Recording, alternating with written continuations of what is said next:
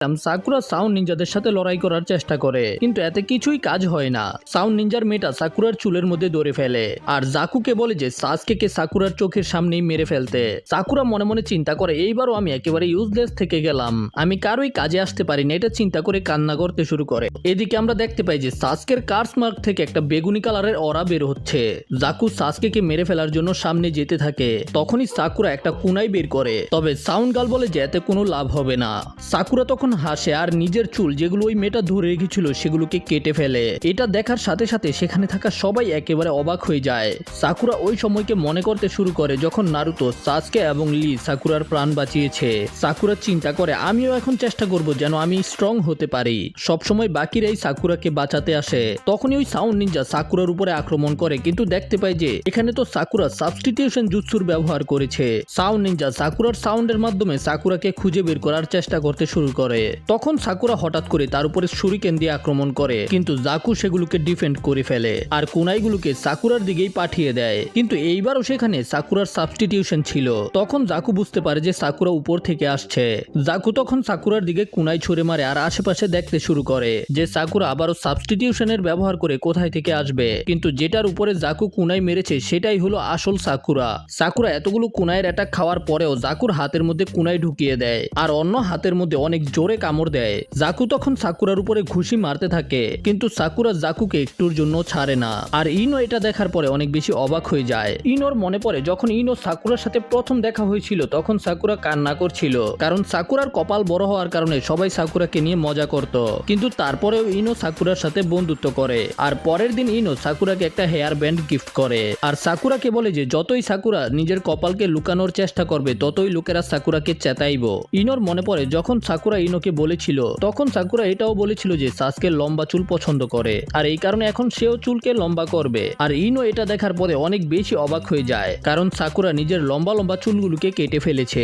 এখন জাকু সাকুরাকে দূরে ফেলে দেয়, কিন্তু তখনই টিমমেট সাকুরাকে বাঁচানোর জন্য জঙ্গল থেকে বেরিয়ে আসে। তখন আমাদের সাসকেকে দেখানো হয় সাসকে একটা স্বপ্ন দেখছিল, যেখানে সাসকে আরো একটা সাসকেকে দেখতে পায় যেটা বয়সে সাসকে থেকে ছোট ছিল।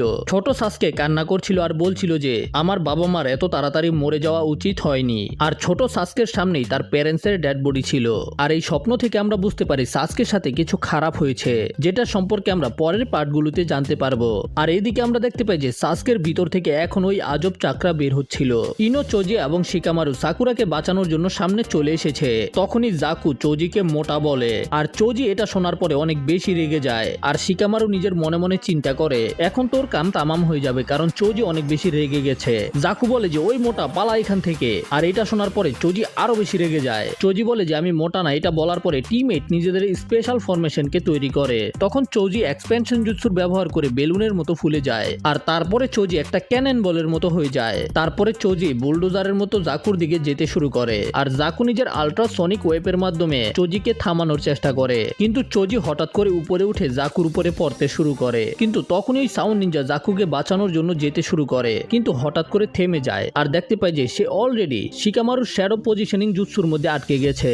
আসলে এটা শিকামারুর ক্ল্যানের একটা স্পেশাল এবিলিটি। এটা একটা ক্যাকে গ্যানকাই, যেটার মাধ্যমে শিকামারু যে কারো শ্যাডোকে ধরে তাকে প্যারালাইজ করতে পারে। আর যে শিকামারুর পজিশনিং জুৎসুর মধ্যে আটকা পড়ে যাবে সে নড়াচড়া করতে পারবে না। আর আমরা দেখতে পাই যে এই নিনজা খুব আজব হয়ে দাঁড়িয়েছিল আর চোজির অ্যাটাককে ডজ করার চেষ্টা করতে করতে জাকুর অবস্থাও খারাপ হয়ে যায়। আর ইনো নিজের মাইন্ড ট্রান্সফার জুৎসুর ব্যবহার করে মেটার শরীরের ভিতরে ঢুকে যায় আর বলে যে যদি তারা দুইজনে এই মুহূর্তে না থেমে যায় তাহলে সে এই মেয়েটাকে এখনই মেরে ফেলবে।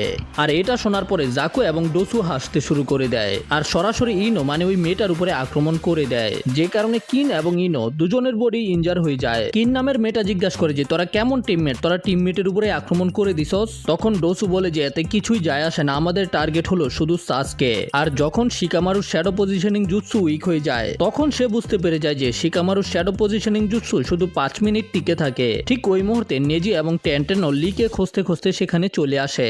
আর যখন নেজি লিকে আহত দেখতে পায় তখন নেজি রেগে যায়, সাথে সাথেই নিজের বিয়াকুগানকে অ্যাক্টিভ করে ফেলে।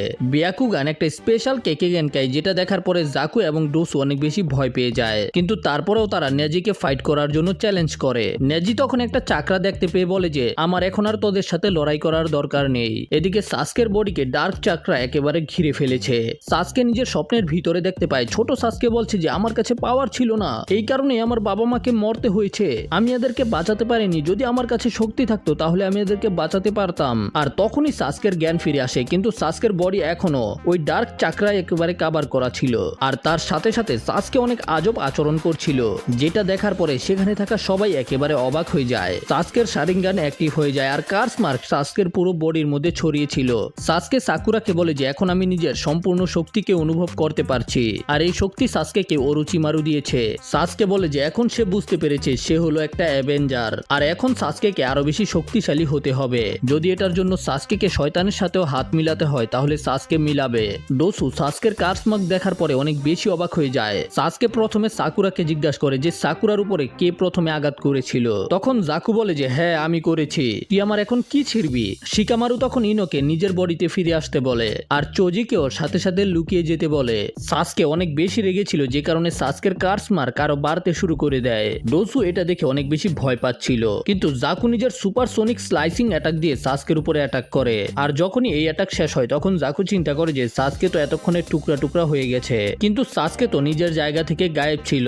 আর হঠাৎ করে সাসকে একেবারে জাকুর পিছনে চলে আসে, আর বাম হাতে একটা ঘুষি দিয়ে জাকুকে দূরে পাঠিয়ে দেয়। তারপরে সাসকে ফায়ারবল জুৎসু দিয়ে জাকুর উপরে আক্রমণ করে। জাকু তখন নিজের আল্ট্রা ওয়েভ অ্যাটাকের মাধ্যমে সাসকের অ্যাটাককে থামানোর চেষ্টা করে, কিন্তু ফায়ার শেষ হওয়ার সাথে সাথেই সেগুলো থেকে শুরিকেন বেরিয়ে আসে, যেগুলোকে জাকু ডজ করতে পারে না। আর তখনই সাসকে পিছন দিয়ে গিয়ে জাকুকে ধরে ফেলে, আর জাকুর পিঠের মধ্যে নিজের পা রাখে। আর তারপরে সাসকে জাকুর দুই হাত ধরে টান দিতে শুরু করে, আর এইভাবে সাসকে জাকুর পিঠকে একেবারে ভেঙে ফেলে। আর এটা দেখার পরে সেখানে থাকা সবাই ভয় পেয়ে যায় যে সাসকে কি এখন কোনো একটা শয়তান হয়ে গেল নাকি। আর তখন সাসকে বলে যে এখন শুধু একজন বাকি আছে, এখন হলো তোমার পালা। সাকুরা নিজের মনে মনে চিন্তা করছিল যে সাসকেকে সাসকের মতো একদমই মনে হচ্ছে না।